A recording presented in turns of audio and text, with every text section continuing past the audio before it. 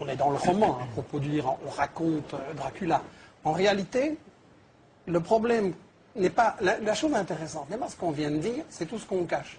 C'est qu'au Moyen-Orient, les États-Unis ne sont pas la solution, ils sont le problème.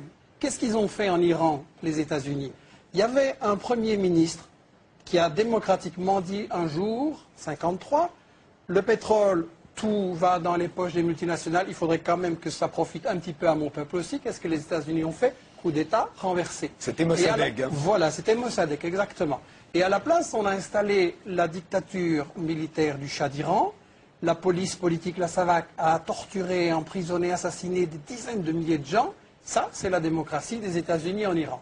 Maintenant, on nous dit, oui, mais l'Iran a des armes de destruction massive. On nous a déjà fait le coup, on sait ce que ça vaut, mais on recommence, parce qu'on n'a pas 36 prétextes. Donc, l'Iran des armes pourrait développer l'arme nucléaire. Bien, mais Israël a 150 têtes nucléaires. Ça, c'est les bonnes bombes, peut-être. Donc, l'Israël, qui est l'État le plus raciste au monde, qui a chassé les Palestiniens de leurs terres, qui viole toutes les résolutions des Nations Unies, l'Israël... Non mais qu'est-ce qui se passe en Iran aujourd'hui? Non mais enfin vous dites n'importe quoi. Est-ce que je vous ai interrompu? Vous expliquez qu'il y avait à SAVAK... envers les spectateurs... Non mais enfin, Terminé, Michel Collomb. On ne peut pas laisser passer des énormités pareilles. Non, mais vous avez dit des énormités, mais j'étais poli, j'ai laissé les spectateurs vous entendre. Oui. En essayant de m'interrompre, vous donnez l'impression que vous avez peur de ce que je vais dire. Laissez-moi aller jusqu'au bout. Je vous assure que je suis très calme là-dessus. Laissez-moi aller jusqu'au bout, alors. Par politesse envers les spectateurs. Allez-y, non, enfin, que la SAVAK n'existe plus, c'est quand même un peu énorme. Bafoue les résolutions de l'ONU depuis toujours, a chassé les Palestiniens de leurs terres. Ils ne s'en sortent que grâce au veto des États-Unis chaque fois, sinon c'est la condamnation internationale.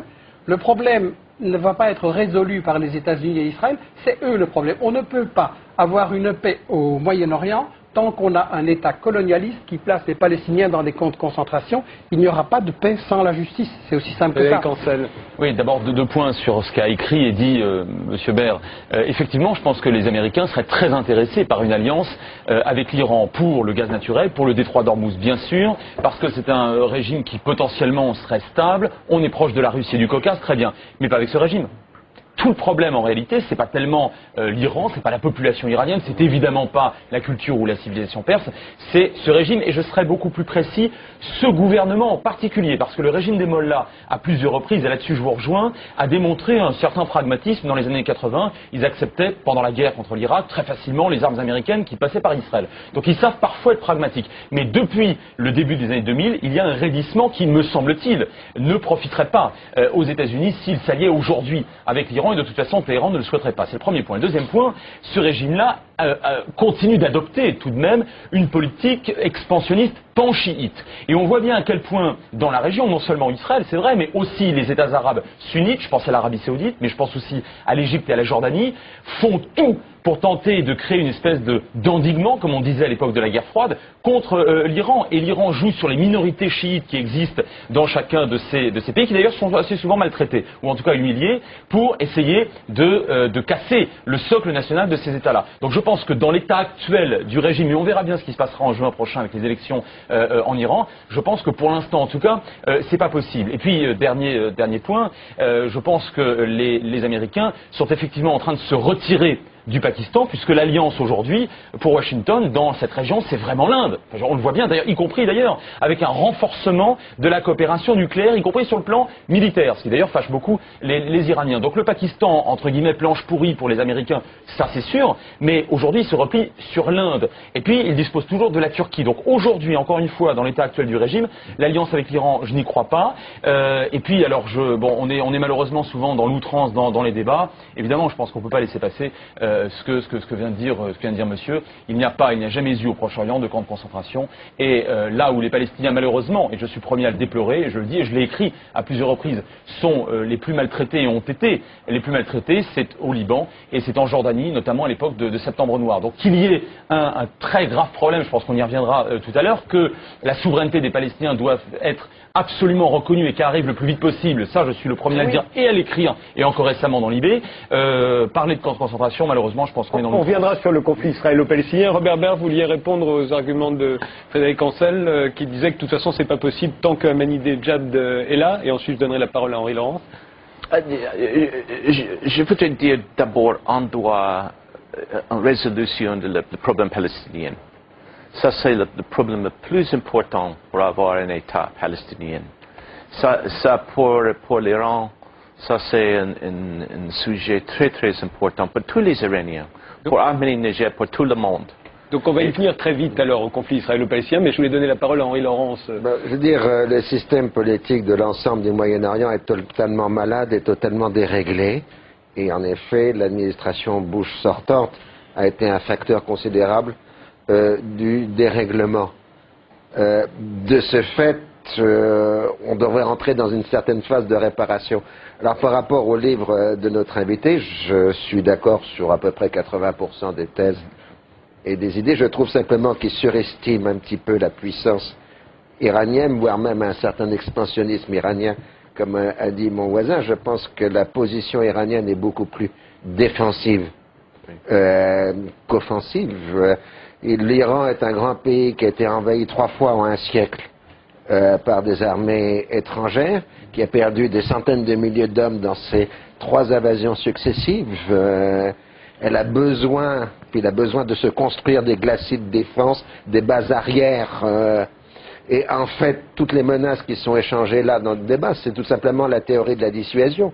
La situation infernale du Moyen-Orient, c'est que tout le monde cherche à dissuader les autres de les attaquer. Donc on multiplie les menaces réciproques. Et de temps à autre, ça claque. On a vu ça en 2006 au Liban, et on a une grosse explosion de violence et on revient dans ce jeu de menaces. Les Américains ne sont ni le problème ni la solution. Ils sont un partenaire dans un système. Ils voudraient bien s'en sortir du Moyen-Orient. Ils peuvent pas. Parce qu'à la fois le système régional veut les éliminer du Moyen-Orient, mais en même temps le système régional veut les impliquer dans le Moyen-Orient. Et c'est en ça que leur position est impossible. Pour un petit rappel, la situation de l'Iran et des bases américaines qui l'entourent, c'était dans le dessous des cartes, l'émission de Jean-Christophe Victor. Je vous invite justement à regarder la carte. Depuis novembre 2001, avec la traque des réseaux Al-Qaïda, le pays constate l'installation de facilités militaires américaines au Tadjikistan, au Kirghizistan et en Ouzbékistan. Elle complète au sud les bases américaines dans le Golfe. À l'est, en Afghanistan, l'Iran est maintenant débarrassé du régime taliban qu'il a toujours combattu, mais ce pays est toujours aussi pauvre, toujours aussi instable, et il y a maintenant à Kaboul un gouvernement central mis en place par les États-Unis. Au sud-est, le Pakistan, également instable, est totalement écartelé entre les choix de politique extérieure du gouvernement, apparemment pro-américain, et les adhésions profondes de la société pakistanaise, musulmane et anti-américaine. Enfin, à l'ouest, évidemment, l'Irak. Avec la fin de la dictature de Saddam Hussein, le régime de Bagdad cesse d'être menaçant pour l'Iran. Mais s'installe à la place un régime, là aussi favorable aux intérêts américains, et qui permettra à terme la présence de bases militaires américaines. Donc notre carte le montre bien, l'Iran est encerclé par des pays désormais proches des intérêts américains.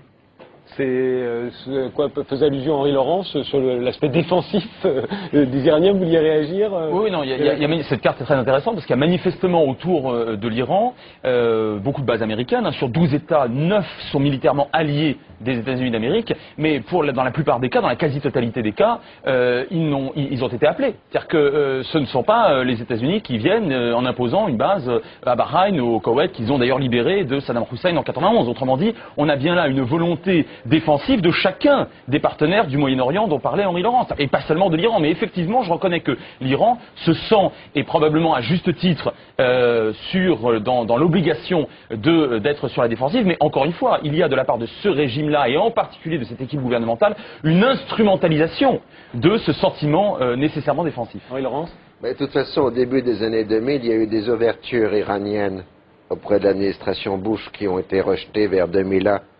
2002. C'est les Iraniens qui sont allés vers les Américains. Ils ont envoyé des signaux, font des ouvertures, et elles ont été rejetées à ce moment-là. Parce qu'on pensait, avec la victoire américaine en Irak, que tout s'effondrerait comme un château de cartes, ce qui évidemment n'a pas été le cas. Et il y a certainement des interlocuteurs tout à fait raisonnables. Quand on a fréquenté les milieux chiites, moi j'ai fréquenté comme M. Baird les gens du Hezbollah au Liban, ce sont des êtres très rationnels, très stratégiques, qui fonctionnent toujours par calcul extrêmement précis.